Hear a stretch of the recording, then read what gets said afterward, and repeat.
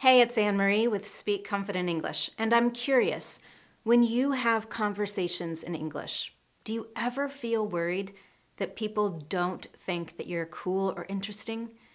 Maybe you're wondering if people actually think that you're boring to talk to. And that's one of the worst feelings to have, especially when you're already nervous or feeling shy, communicating in your second or third or fourth language. The good news is, being interesting and cool in English is actually easier than you expect. And the secret to all of it might actually surprise you. That's exactly what we're going to talk about in today's Confident English lesson.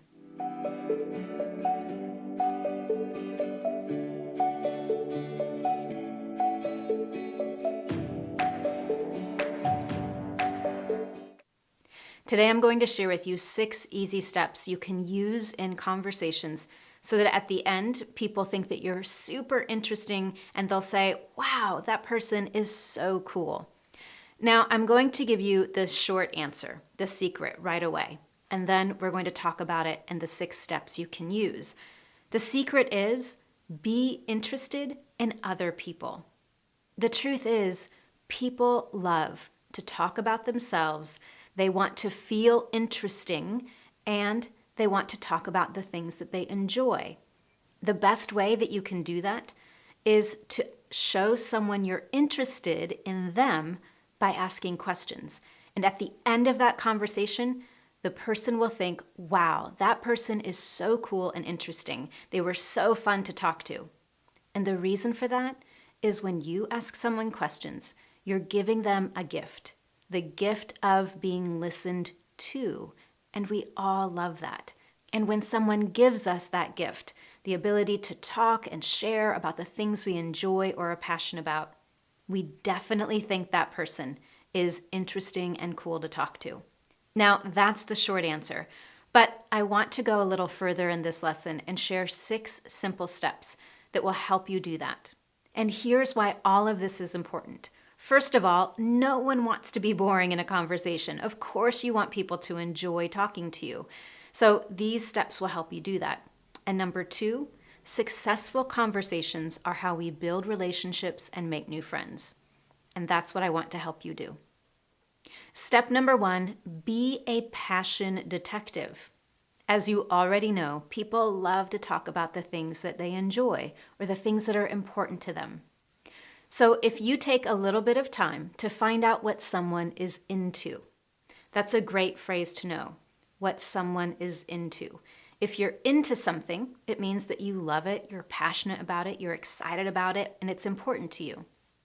When you give someone the opportunity to talk about something that they're into by asking a few really helpful questions, they're going to feel great about the conversation and you'll enjoy it as well. So here are a few good questions that can help you be a detective and find out what those things are that someone really loves to talk about. Number 1, what do you wish you had more time for? Number 2, if you could be doing anything right now, what would it be? And number 3, what makes you jump out of bed in the morning? Jump out of bed is an expression that we use to talk about getting out of bed early and with excitement. Maybe you're going to do something that you can't wait to do, so the moment you wake up, you jump out of bed. Step number 2 is to find common ground. When 2 people have the opportunity to talk about what they have in common, it creates great conversation and the opportunity to start a friendship. Now, you might not find out what you have in common right away. It might take a little bit of time and some additional questions. So here are some good ones to ask. What do you usually do for fun? What are you into? For example, are you into cooking? Are you into film? Again, we're using that expression that means what are you interested in or what do you enjoy? Step number 3 is to use conversational questions to make it easy. And we've already been doing this with the examples I've used, but here's what I mean. There are 2 kinds of questions in English. We have open and closed questions. Closed questions close the conversation. And they're questions like, do you like pizza? Do you travel a lot? Do you like your job? In all of those questions, the answer can be a simple yes or no. There's no real conversation. There are no details. And that means after you hear yes or no, you have to ask another question. And that makes it a little bit challenging. The way to avoid that is to use open questions.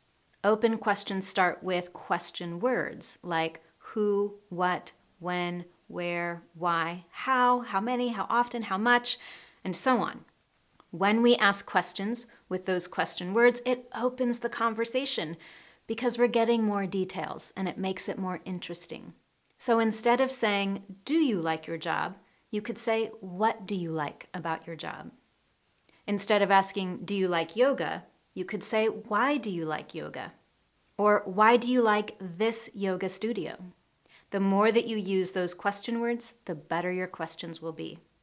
Now, the truth is, in a conversation, yes, asking great questions is essential because it shows that you're interested in the other person, and that makes them love the conversation. They'll think that you're interesting and someone really cool to talk to. But of course, conversations are a two-way street. You both need to contribute. So you also need to be prepared to participate in the conversation with your own answers.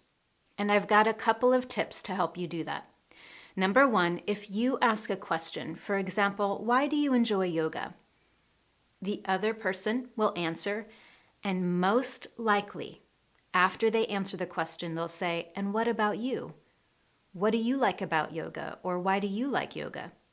So when you are asking questions, remember that you should also be prepared to answer the same question. The second thing that will help you answer those questions is to use those same question words for open questions to help you think about how to answer. Step number 5 is be open to different perspectives.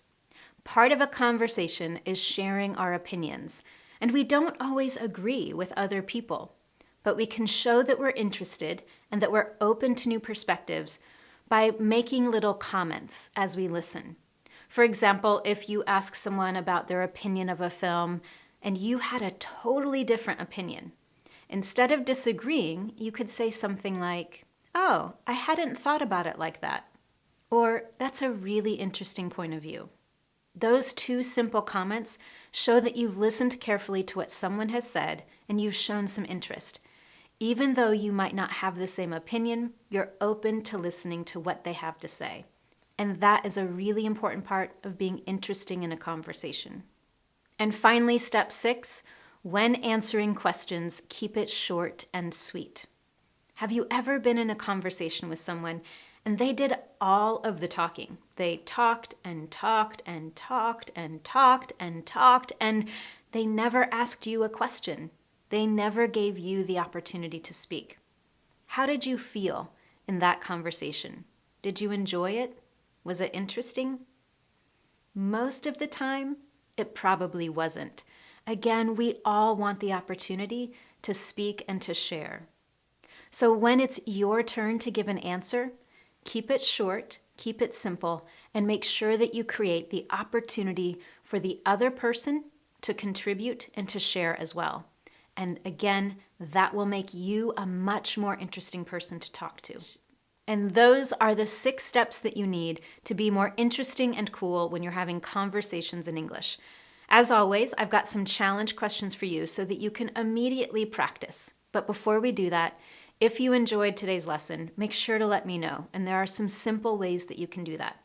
Number 1, give this lesson a thumbs up on YouTube and subscribe to this channel so you never miss a future lesson. Number 2, you can share it on Facebook, especially with friends and colleagues who might need a little extra help with English conversations as well. And number 3, be sure to share your comments and questions with me in the comment section below this video. Now here are the 2 challenge questions I have for you. Imagine you're at a coffee shop and someone started a conversation with you. What question could you ask to try to find something that you have in common or what they're interested in? And situation number 2, imagine that you're talking to an old friend, someone you haven't spoken to in a long time. What kinds of questions could you ask to show that you're interested in their life and what they've been doing? The best place to share, get feedback, and learn from others in the Confident English community is in the comment section just below the video. I look forward to hearing from you, and I'll see you next time for your confident English lesson.